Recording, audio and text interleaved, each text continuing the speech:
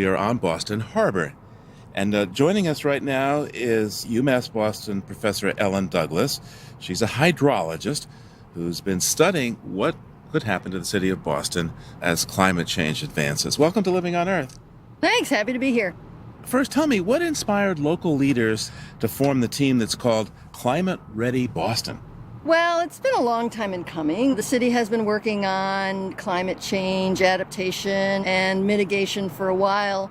But in 2012, when Sandy really devastated New York City, it made a lot of people in Boston realize that we dodged the bullet and that we needed to make sure that we're prepared for the event of something like that to happen here. So you have a good-sized team, 20 of you who are working on this project at various institutions. Talk to me about the disciplines that they bring to the table. Yeah, we had quite a variety. It was really quite exciting and very educational, too, to work with all these people. We had oceanographers, we had climatologists, we had meteorologists, we had hydrologists, we had engineers, atmospheric scientists, climate scientists, economists. We had people working in consulting firms. We had people from Harvard and Northeastern and Boston University, all the local universities. So the list is almost endless. Because I guess this touches every part of society then, doesn't it? It does. It's not even just the physical sciences, it's the social sciences and the economics as well. So here we are on the edge of the harbor in Boston. Now, I'm told that the campus itself is almost 20 feet above sea level, the main buildings. Yeah. But of course, we're down on a walkway by the boats where, when the tide is up, it's just going to be 6 feet away from us. Okay, Ellen, you can tell us. What would happen if Sandy had come here to Boston? What would it be like for us here out at this campus in the harbor? Well, while we were standing on the harbor walk, we probably would have gotten our feet wet. Campus itself, as it exists right now, amazingly, is above even the highest of the scenarios that we looked at as far as water levels. However, you wouldn't be able to get on or off campus because all of Harbor Point area and Morrissey Boulevard entrance would be completely submerged. So it would be kind of like an island at that point. So let's get out of our backyard. Talk to me about the bad news here. How much sea level rise is projected in Boston in the coming decades? What are we looking at for the city as a whole? Well, to about mid-century, we could be looking at anywhere from, 6 inches, 8 inches, up to a foot or so. What really is troubling is towards the end of the century, where we could see anywhere from 4 to 7 feet or as much as 10 feet of sea level rise. That's the maximum estimate, assuming all possible things go wrong at the same time. But still, that's a lot of water. So if people are curious about what that would do to Boston and want to see this visually, you can go to our website, loe.org, and see the wonderful map that you guys put together. Or I should say maybe it's a terrifying map. But for folks who are listening, just describe what happens to Boston, say, with 10 feet of sea level rise. 10 feet of sea level rise, you end up with South Boston flooded, the financial district flooded, and the Charles River Dam can be overtopped or short-circuited so that water gets back behind it into Back Bay and Cambridge. So a very large part of the city that's not used to getting wet would be wet. And I imagine as a hydrologist, you've looked at other places that have dealt with this. I'm thinking, of course, of Holland. I'm thinking of the part of the Netherlands. It's underwater already. Yep. And other places in the world. Yeah, well, actually, as part of the Climate Ready Boston, interestingly enough, they sent a contingent of people from Boston to the Netherlands, to Denmark, to those communities who have been dealing with this kind of issue for centuries to get some ideas and some suggestions and advice. Now, there's more to climate change than just rising sea level, of course. Mm-hmm. We're recording this just as summer is really starting to heat up. And in your report, you say the summers are already getting hotter here in Boston. So how much hotter is hotter, and what kind of heat is ahead? The average temperatures, I think, are going to go up 8 to 10 degrees. What really is troubling is the number of days above 90 degrees and above 100 degrees that we're just not used to here in the Northeast. Typically, days above 90 degrees, we get about 11 a year. And by the end of the century, under the highest emission scenario, that could be as many as almost 90 days a year, which is like a full summer's worth of heat wave. Over how many degrees? 90 degrees. Oh my. Yeah. Heat extremes are a big concern as well as sea level rise.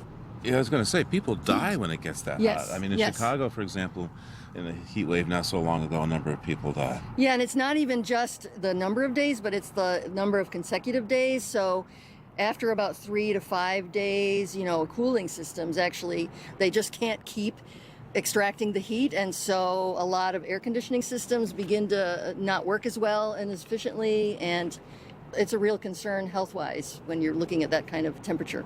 Water, heat, this is not a positive scenario. No, sad to say it's not. So what about other Eastern Seaboard cities? How much trouble do they face from climate disruption compared to Boston, do you think? Well, pretty much everybody's along the coast, they're facing similar issues. Here in Boston, in some ways we have an advantage because we have a very high tide range, so it's a 10-foot tide range. So a lot of our infrastructure is built for this big range. In New York City, their tide is only like 4 feet, 2 feet up and 2 feet down. And so that's why when you got a big storm surge on top of their minimal tide range, it really caused a lot of devastation. Here, if a 5-foot storm surge hits in Boston, which is our extreme storm surge at low tide, we might not even notice. And that all depends on where you are on the coastline.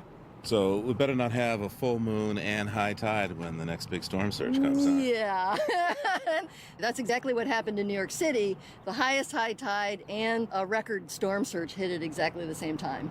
Tell me, why is it important to engage with the office of the mayor here on the issue of climate change in Boston? Well, they're the movers and the shakers, right? He's the one who makes the proclamation and says this is a priority for Boston and tries to bring people in line. And when you've got them on your side, then it's a lot easier to get things done.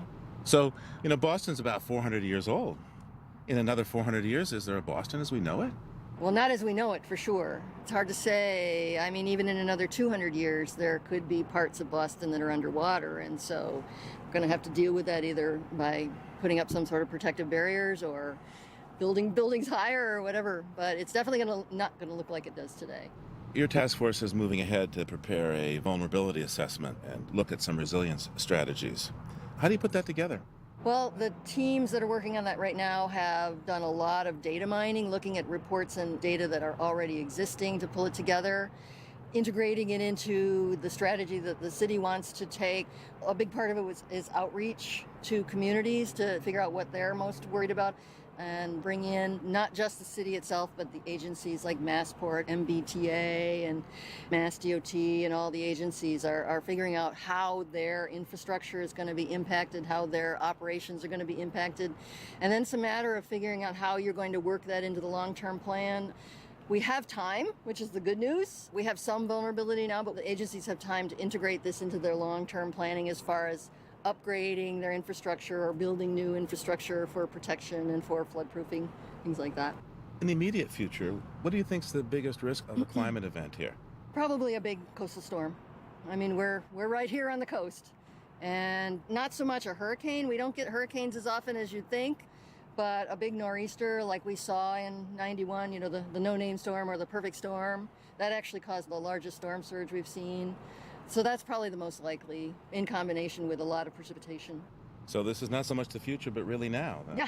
Yeah. I think we're seeing that pretty much everywhere in the country and the world.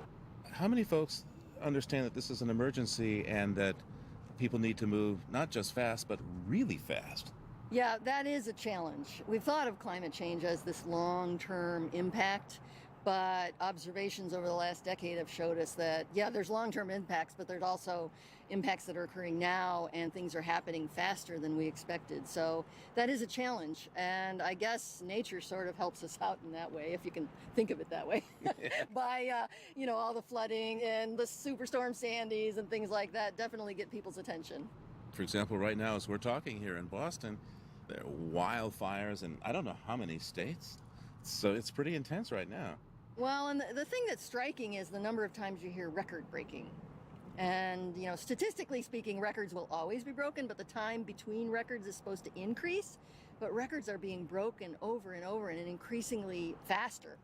And so that's what makes you realize that, the climate is changing too, is because everything that happens seems to be a record event.